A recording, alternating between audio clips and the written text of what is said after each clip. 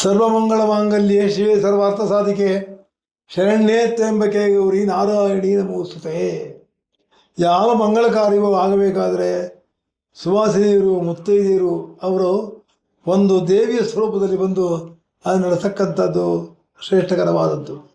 ಈ ಫೌಂಡೇಶನ್ ಮಂಗಳಸೂತ್ರ ಫೌಂಡೇಶನ್ನವರು 11 ಮತ್ತು 12 2ನೇ ತಾರೀಕು ಆಗಸ್ಟಂದು ಒಂದು ಈ ಮಕ್ಕಳಿಗೆ ಸೂಕ್ತವಾದ ವರನ್ನು ಹುಡುಕಿ ಬ್ರಾಹ್ಮಣರಲ್ಲಿ ಅವರವರೇ ಒಂದು ವಿವಾಹವನ್ನು ಮನಸಾರ ಒಪ್ಕೊಂಡು ಮಾಡಿ ಸುಖವಾಗಿರಲಿ ಅಂಥೇಳಿ ಒಂದು ನೂತನ ಪ್ರಯೋಜನವನ್ನು ಮಾಡಿದ್ದಾರೆ.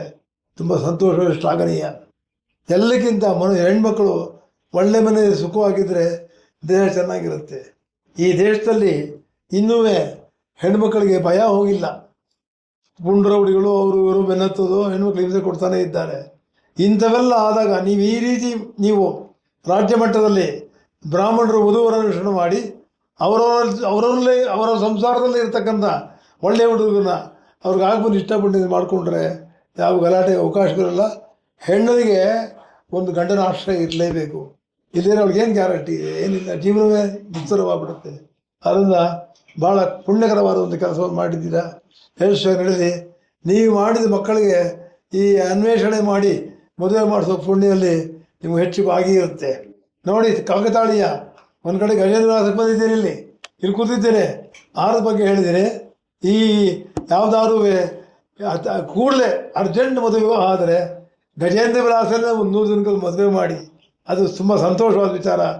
ಊಟ ಚೆನ್ನಾಗಿದೆ, ತಿಂಡಿ ಚೆನ್ನಾಗಿದೆ, ನೋಟ ಚೆನ್ನಾಗಿದೆ, ಪ್ರೀತಿ ಇದೆ. ಈ ಒಂದು ಹೋಟ್ಲಲ್ಲಿ ಮಾತ್ರ ಮನೆ ಯಾವ ರೀತಿ ಇರಬೇಕೋ ಆ ವಾತಾವರಣ ಇಲ್ಲಿದೆ. ಅದನ್ನು ಉಪಯೋಗಿಸ್ಕೊಂಡು ಮದುವೆ ಮಾಡಿ ಹೆಣ್ಮಕ್ಳ ಸುಖವಾಗಿರಲಿ ಅಂಥೇಳಿ ನಾನು ದುರ್ಗಾ ಪರಮೇಶ್ವರಲ್ಲಿ ಪ್ರಾರ್ಥನೆ ಮಾಡ್ತೀನಿ. ಒಳ್ಳೆಯದಾಗಲಿ.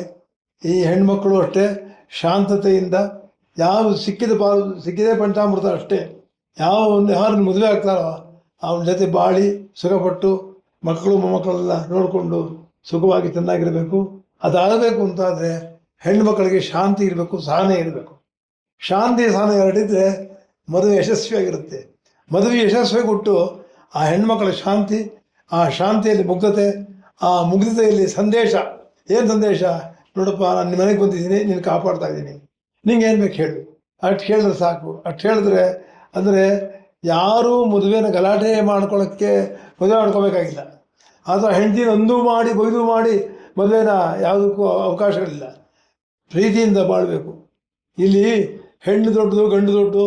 ಹಳೆ ಕಾಲದಲ್ಲಿತ್ತು ಹೆಂಡ್ತಿನ ಒಳ್ಳೆ ಒಂದು ಭಾಳ ಕೀಳಾಗಿ ಕಾಣೋರು. ಇವತ್ತು ಸಮಾಜ ಗೊತ್ತಿಲ್ಲ. ಹೆಣ್ಣು ಮಕ್ಕಳು ಗಂಡು ಮಕ್ಕಳಿಗಿಂತ ವಿದ್ಯಾವಂತರಿದ್ದಾರೆ, ಸೌಮ್ಯತೆ ಇದೆ, ದುಡಿತಾರೆ, ಶಾಂತಿ ಇದೆ ಮನಸ್ಸವ್ರಿಗೆ. ಏನೋ ಒಂದು ಹಂಬಲ, ನನ್ನನ್ನು ನಾನು ಕಾಪಾಡ್ಕೋಬೇಕಾದ್ರೆ ಒಂದು ಒಳ್ಳೆ ಹುಡುಗ ಸಿಗ್ಬೋದು ನನಗೆ ಅನ್ನೋ ಒಂದು ಆಸೆಯಿಂದ ಬದುಕ್ತಾರೆ. ಆಸೆಯನ್ನು ಕಬಲಿಸ್ಬೇಡಿ. ಗಂಡು ಮಕ್ಕಳು ಮದುವೆ ಆಗೋ ಹುಡುಗರು ಅವ್ರು ಏನು ತ್ಯಾಗ ಇರಲ್ಲ ಅವ್ರಿಗೆ. ಮೊದಲು ಅವ್ರ ತಂದೆ ತಾಯಿ, ಅವ್ರ ಅಕ್ಕ ತಂಗಿ ಅಣ್ಣ ಇರ್ತಾರೆ. ಒಂದು ಹೆಣ್ಣು ನೀವು ಬರ್ಬೇಕಾದ್ರೆ ಅವರಪ್ಪ ಅಮ್ಮ ಅಣ್ಣ ತಮ್ಮ ತಂಗಿ ಎಲ್ಲರ ಸಮಸ್ತವನ್ನು ಬಿಟ್ಟು ಬಂದಿರ್ತಾಳೆ. ಅವಳಿಗೆ ಧೈರ್ಯ ಕೊಡಬೇಕು. ನೀವು ಮನೆಯಲ್ಲಿ ಏನಾದ್ರು ಘಟನೆ ನಡೆದು ಅವಳ ಮೇಲೆ ಆಪಾದನೆ ಬರೋದಾದರೆ ನೀವು ನಿಂತ್ಕೋಬೇಕು ಧೈರ್ಯವಾಗಿ. ಇಲ್ಲ, ಆ ರೀತಿ ಅಲ್ಲ.